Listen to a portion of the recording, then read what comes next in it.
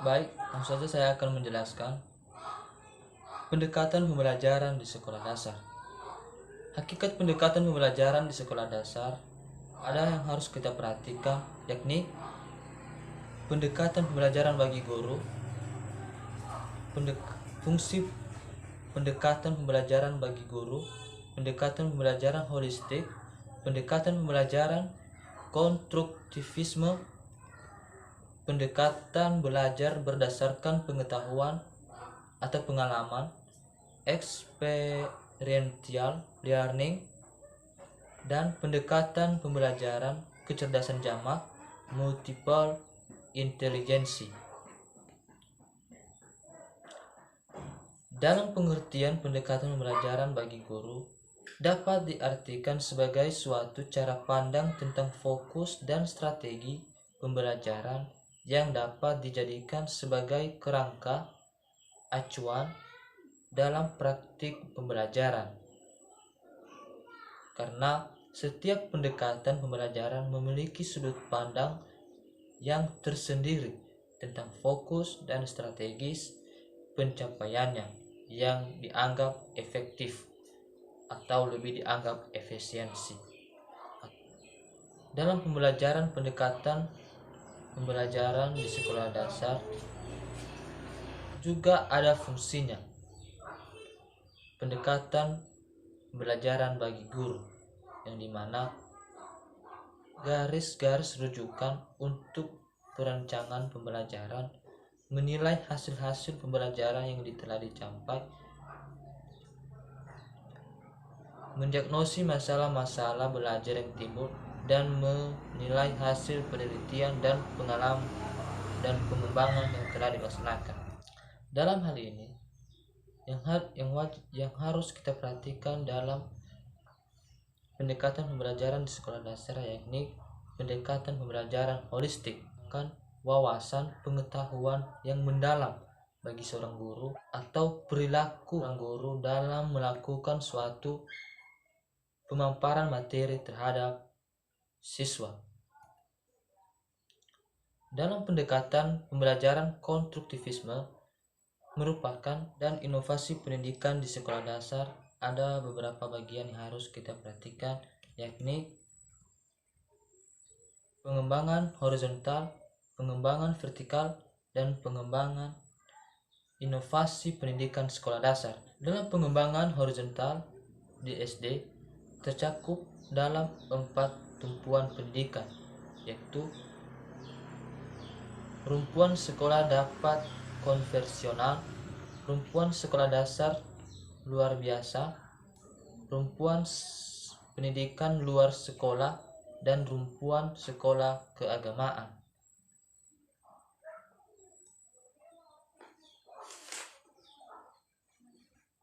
Sedangkan pengembangan vertikal yakni pengembangan mengandung arti bahwa penyelenggaraan pendidikan sekolah dasar selain merupakan perwujudan pendidikan yang adil dan merata, juga harus mempertimbangkan keragaman peserta didik dalam hal aspek kemampuan, pola hidup, maupun lingkungan sosial budaya di mana mereka tinggal.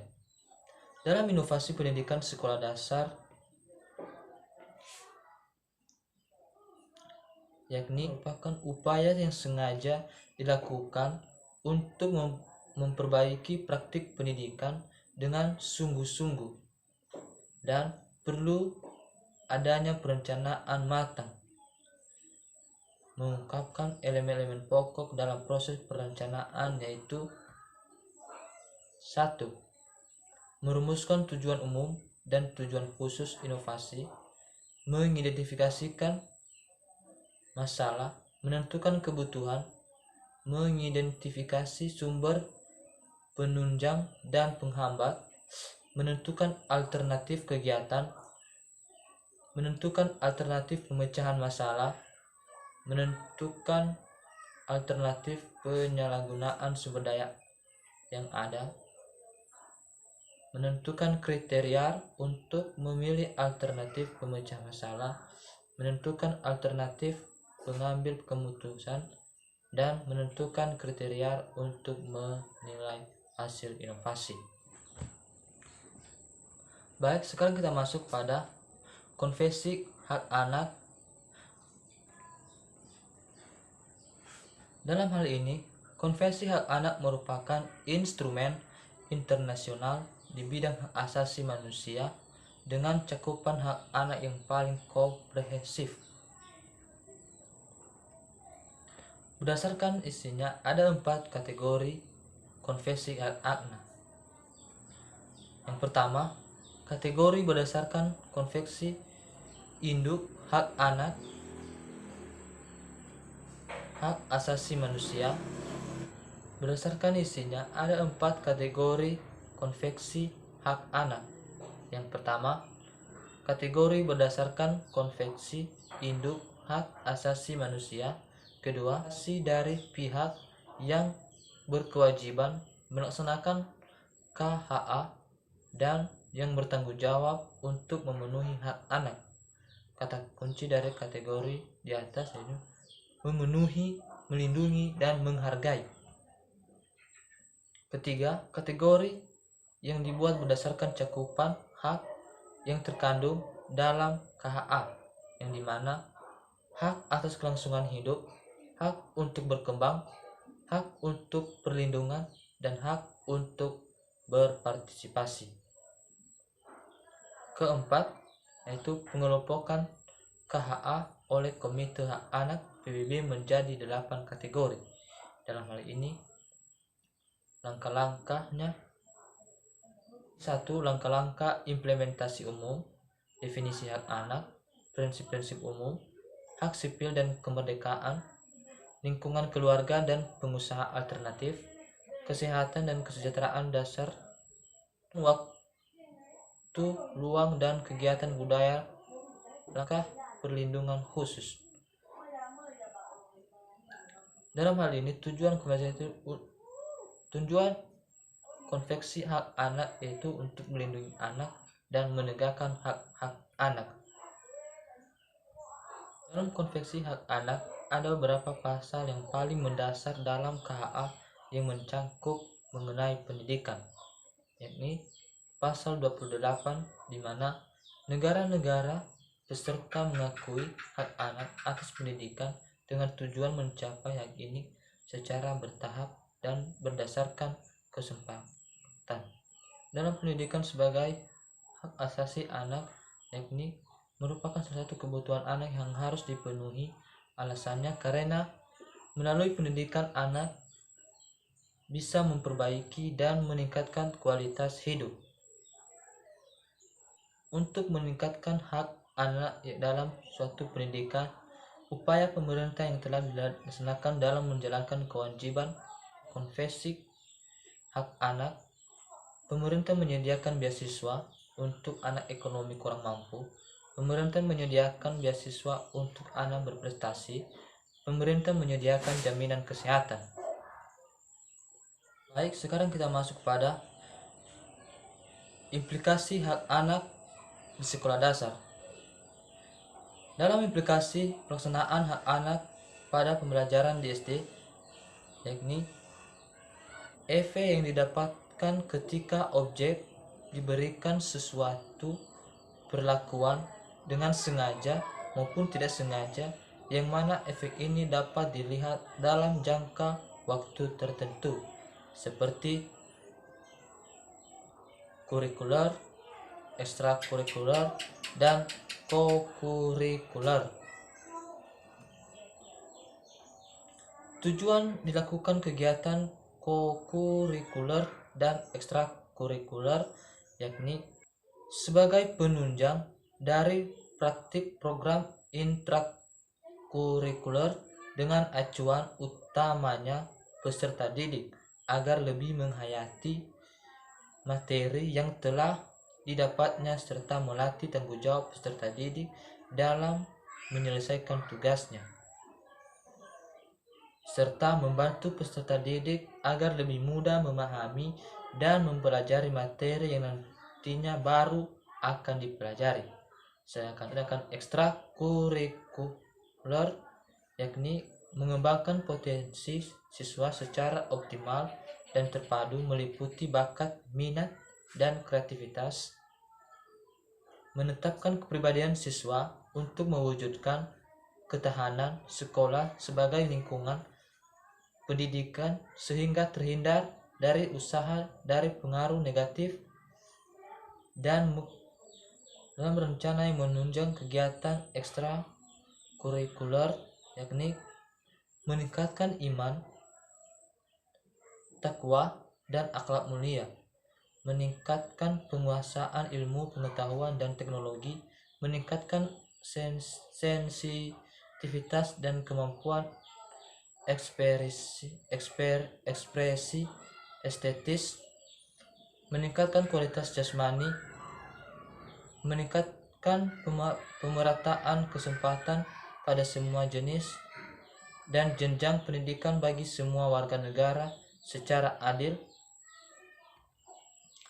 memperluas akses pendidikan non-formal bagi penduduk laki-laki maupun perempuan yang belum sekolah, tidak pernah sekolah, buta aksar, atau putus sekolah. Itulah yang dimana fungsi dalam menunjang kegiatan ekstrakurikuler dan kokurikuler.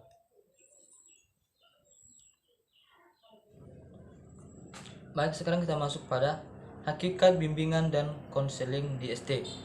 Dalam hal ini ada beberapa faktor dalam pelaksanaan bimbingan dan konseling dalam proses pendidikan di sekolah, yakni kesadaran akan perbedaan individual di antara setiap manusia, kesadaran akan perlunya sistem pelayanan pendidikan lainnya yang berpusat pada anak, kesadaran akan perlunya penerapan konsep demokrasi dalam pendidikan secara tepat, kesadaran akan permasalahan yang dihadapi oleh individu dalam kehidupan bermasyarakat dan senantiasa berubah dan berkembang, kesadaran akan persoalan yang dihadapi oleh individu dalam kehidupan modern. Dalam upaya bimbingan dan konseling di SD ini memberikan arahan, paduan nasihat, biasanya mengandung nilai-nilai yang bersifat menuntun ke arah yang baik, ya anak tersebut dapat menyesuaikan diri dengan lingkungan yang ada, mengalami perasaan positif dan senang, dan berinteraksi dengan teman, guru, orang tua, dan orang lain, memperoleh perasaan yang berharga dan keberhasilan, mengembangkan dan memelihara perasaan positif, menyadari akan pentingnya nilai, dan mengembangkan nilai-nilai, memperkaya keterampilan, belajar berbagai keterampilan, mengembangkan keterampilan dan penyusunan tujuan pengembangan, mengembangkan sikap positif terhadap kehidupan, dan menunjukkan tanggung jawab terhadap tingkah laku. Keterkaitan antara peran orang tua dan guru dalam bimbingan dan konseling, yakni peran orang tua dalam bimbingan yang tidak dapat dilepaskan dari peran guru, karena peran keduanya dalam hal membimbing merupakan peran yang bersifat kolaboratif, kerjasama atas dasar kesejahteraan derajat. Perbedaan terletak pada setting atau situasinya saja, di mana bimbingan dari guru berlangsung dalam situasi formal, sedangkan bimbingan orang tua berlangsung dalam situasi informal. Namun keduanya bertujuan untuk keberhasilan subjek yang sama, yaitu siswa, baik sebagai individu, sebagai pelajar maupun sebagai anggota masyarakat. Bentuk atau wujud dari peran orang tua dalam pendidikan cukup banyak.